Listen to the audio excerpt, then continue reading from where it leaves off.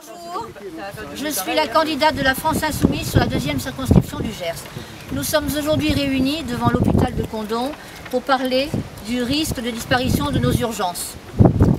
Donc je vais vous lire un petit texte qui résume très bien la situation et l'articulation de tout ça. Aussi, la loi HPST, Hôpital Patient Santé Territoire, dite loi Bachelot, a introduit un principe dont les effets dévastateurs se mesurent aujourd'hui. L'hôpital doit être géré comme une entreprise et donc soumise à la concurrence. Nous attendions avec l'élection présidentielle de 2012 l'abrogation de ce texte Bachelot et le retour à une logique privilégiant la place d'un secteur public dont la mission première est de garantir l'égalité de l'accès aux soins. Le gouvernement Hollande a au contraire renforcé cette logique de marchandisation de la santé avec la loi Touraine. En même temps, la politique d'austérité a augmenté l'affaiblissement de l'hôpital public par des suppressions de postes de personnel et le maintien de la tarification à l'acte. Les dégâts considérables dans le Gers sont multiples. Le fonctionnement du service des urgences en est un et des plus graves. Notre système de santé subit l'application d'un numerus clausus limitant le nombre de médecins formés chaque année, mais aussi l'application d'un ratio du nombre de passages aux urgences en deçà duquel le service de Condom perd son autonomie et passe sous le contrôle du centre hospitalier général d'Auch. Pour ce faire, l'Agence régionale de santé, l'ARS, contraint Condom à participer à une fédération d'établissements avec Auch. Véritable construction administrative possédant ses propres organes de direction et de gestion, démultipliant ainsi les niveaux de décision et créant un véritable labyrinthe bureaucratique. Auch se trouve souvent, durant les périodes de congés en particulier, en manque de médecins urgentistes sur son site et doit prélever sur l'effectif condomois les médecins manquants pour assurer le fonctionnement de son service. Condom se trouve ainsi dans l'obligation d'interrompre le fonctionnement de son SMUR. Ce phénomène s'est produit plusieurs nuits d'affilée durant l'été 2015.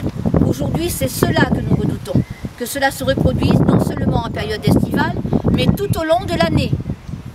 La solution qui semble envisagée à ce jour est que, face à la perte de médecins urgentistes d'Auch, l'administration hospitalière, avec l'aval de l'ARS, supprime le poste de médecin régulateur.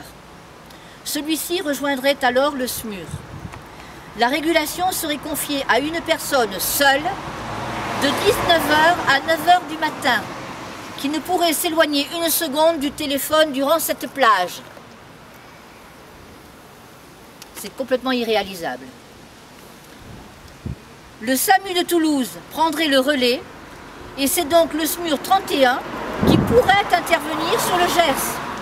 Nous devons rappeler sereinement mais très fortement que la loi stipule qu'aucun habitant ne doit être atteint par le SMUR à plus de 35 minutes après son appel.